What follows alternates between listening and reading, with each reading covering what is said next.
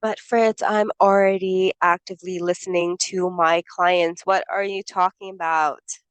Okay, first of all, we know that listening actively to our clients is going to create a much more massive impact in their transformation because of reciprocity, right? If we are able to listen to them, they are more likely to open up and feel safe and trust us with regards to helping them be more vulnerable. And it is through the vulnerability that they actually get to have permanent changes in their life.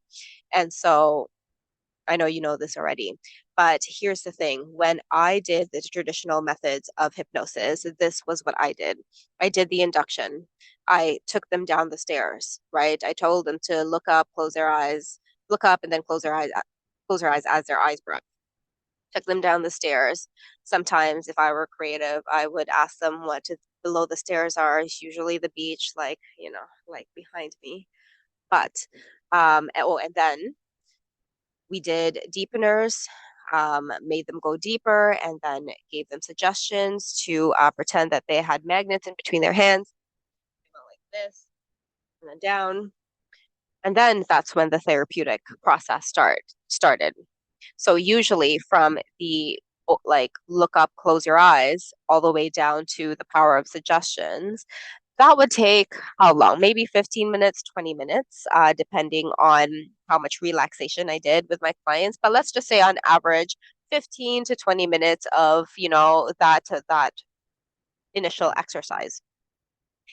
And so when I'm doing that, what am I actually doing? I'm talking, right? Like I am the one talking. So if I am talking, thing that I'm not doing is listening, right? The first 20 minutes, I'm not listening to my clients. Maybe I would be looking at them through the Zoom screen or in person, but I'm not really listening to them. And so, inductions, hypnosis scripts, no matter how good we think it is the opposite of listening because what is listening? It is when our clients are talking and we are picking up on not just their words, that's just a very small piece of it, but the unconscious things that are going on in between the words and during the words and everything all over. And so, and I used to think this, I really used to think that I was actively listening, but if, there's my pen, but if I'm like my client is saying something and I'm here writing, am I really listening or am I looking at my page and, writing, I'm not good enough, I'm not lovable, I feel sad because that's what my clients told me. Like, sure, I'm listening, but I'm also distracted because I'm trying to concentrate on my notes. Now it's about me. It's not about the client. So and it's the same for like language patterns, right? Figuring out what kind of language patterns our clients could benefit from that is not listening to them, because what happens when we try to figure out language patterns, we're thinking for ourselves. We are thinking of what we are going to do with a client, which is again not listening to them. So why am I saying this? Why am I calling you on this?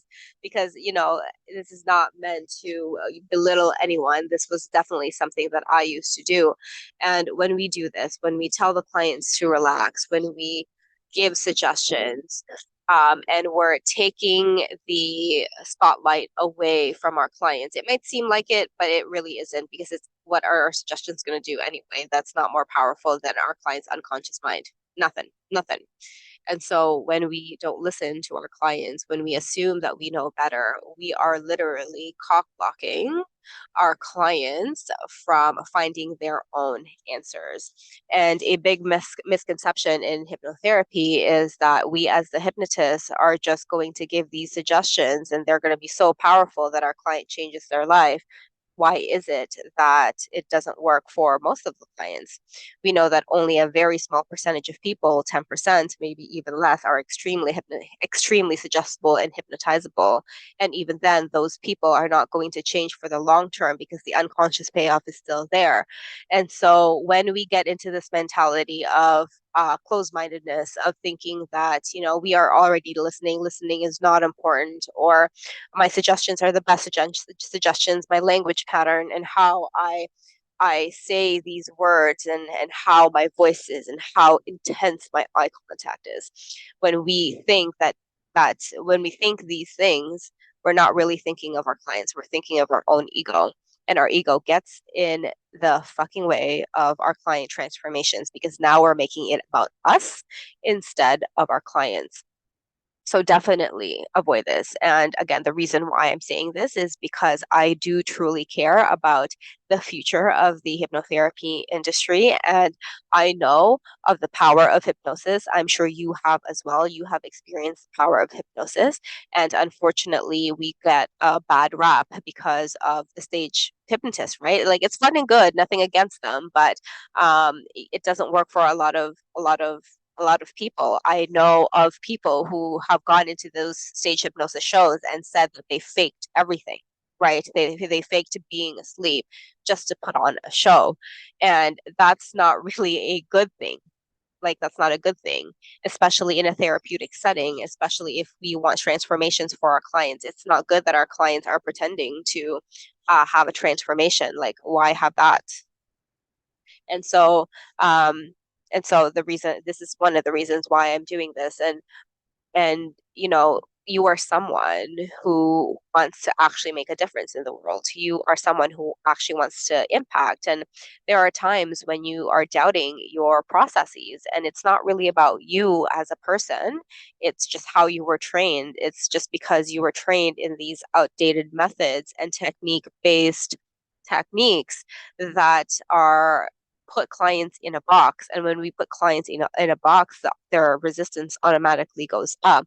And when we put clients in a box, it's not, it doesn't, and just because a technique works for one client, it doesn't mean that it will work for the future client. And so when we get into this assumption, we also cock block ourselves from growing. And we both know that our personal growth affects our business growth, right? And the transformations that we have for ourselves, our personal growth also affects the growth of our future and current clients.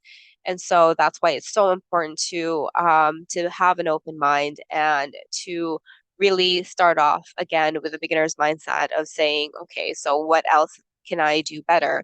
And it was really through this when I realized that there was just something missing, that at first I didn't realize it was because I wasn't actively listening. That was one of the things, not just the only one. But when I realized this, when I opened my mind up, it gave me the opportunity to study conversational hypnosis.